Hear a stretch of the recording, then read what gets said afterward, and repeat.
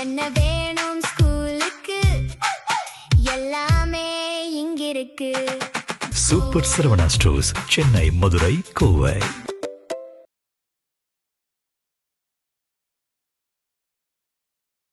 தினமும் ஒரு மேடையை போட்டு திமுக புலம்பிக் கொண்டிருக்கிறார்கள்.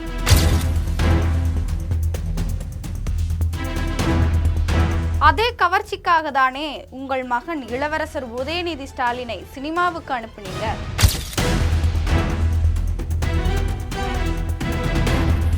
எங்கள் தலைவர் உதயநிதியையோ மு.க. ஸ்டாலினையோ பேசுற அளவுக்கு அவருக்கு தகுதி கிடையாது.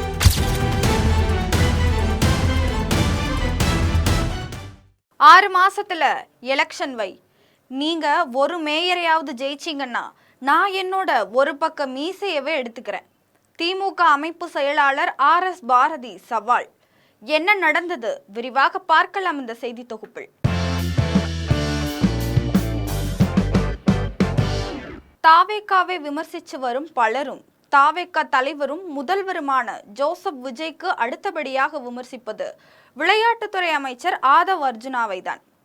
அவரும் அடிக்கடி பல எதிர்ப்பு கருத்துக்களை தெரிவித்தும் வருகிறார். அண்மையில திமுக முன்னாள் அமைச்சர் அனிதா ராதாகிருஷ்ணனும் ஆதவ் அர்ஜுனாவை தாவேகாவில் ஆதவ் அர்ஜுனா என்று ஒருவர் இருக்கிறார், அவன் லாட்டரி சீட்டில் கொள்ளையடித்தது போல தமிழ்நாட்டிலும் கொள்ளையடிக்க ஏதுவாக அவருக்கு அமைச்சர் பதவி கொடுக்கப்பட்டிருக்கிறது என்று விமர்சிச்சிருந்தார். அந்த வரிசையில தற்போது திமுக அமைப்பு செயலாளர் RS பாரதியும் வந்துவிட்டார். RK நகர் தொகுதியில தாவேகா சார்பில் போட்டியிட்டு வெற்றி பெற்ற மரியவில்சன் தற்போது நிதித்துறை அமைச்சராக இருக்கிறார்.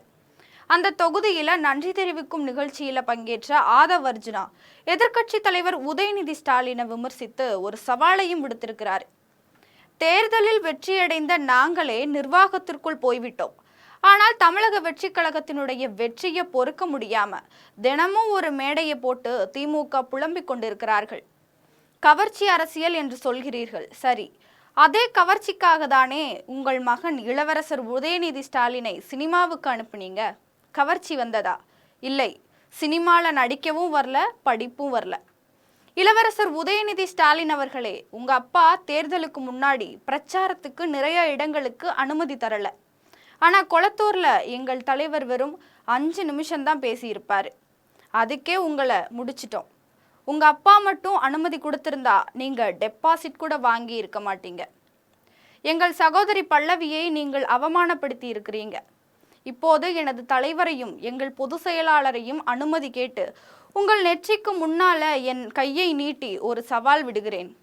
உதயநிதி அவர்களே, வருகிற உள்ளாட்சி தேர்தலில் ஏதாவது ஒரு மேயர் பதவியை ஜெயித்து காட்டுங்கள் என்று சவால் விடுத்திருக்கிறார் அமைச்சர் ஆதவ் அர்ஜுனா. அமைச்சரின் இந்த பேச்சுக்கு எதிராக திமுக அமைப்பு செயலாளர் RS பாரதி அவருக்கு ஒரு சவாலை விடுத்திருக்கிறார். எம்ஜிஆர் இடத்திற்கு யாராலும் வர முடியாது, அவரு அமெரிக்காவில் இருந்தே தேர்தலில் ஜெயிச்சு ஆட்சியில் அமர்ந்தவர். அமைச்சரின் இந்த பேச்சுக்கு எதிராக திமுக அமைப்பு செயலாளர் RS பாரதி அவருக்கு ஒரு சவாலை விடுத்திருக்கிறாரு. எம்ஜிஆர் இடத்திற்கு யாராலும் எப்போதுமே வர முடியாது, அவரு அமெரிக்காவில் இருந்தே தேர்தலில் ஜெயிச்சு ஆட்சியில் அமர்ந்தவர். எங்கள் தலைவர் உதயநிதியையோ மு.க. ஸ்டாலினையோ பேசுற அளவுக்கு அவருக்கு தகுதி கிடையாது. இப்போது நான் ஒரு சவால் விடுறேன், இன்னும் 6 மாசத்துல எலெக்ஷனை வைங்க. தாவேகா ஒரு மேயர் பதவியை வென்றுவிட்டால் நான் என்னுடைய ஒரு பக்கத்து மீசையவே எடுத்துக்கிறேன் என்று பேசியிருக்கிறார். மேலும் லாட்டரி விற்று அந்த பணத்தை எங்கே செலுத்துவது என்று தெரியாமல் அரசியலுக்கு வந்தவர் ஆதவ் அர்ஜுனா என்றும் விமர்சிச்சிருந்தார். திமுக தாவேகா இருவரும் துருவங்களாக பார்க்கப்படும் நிலையில இந்த சவால் களம் மிக பெரும் பேசுபொருளாகி இருக்கிறது. அடுத்தடுத்து என்ன நடக்க போகிறது பொறுத்திருந்துதான் பார்க்க வேண்டும். இது போன்ற அரசியல் தகவல்களுக்கு ஜெம் தொலைக்காட்சியுடன் இணைந்திருங்கள். நன்றி, வணக்கம்.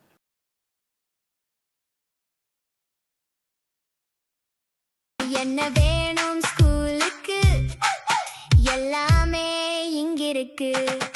Super Saravana stores, Chennai, Madurai, Kovai.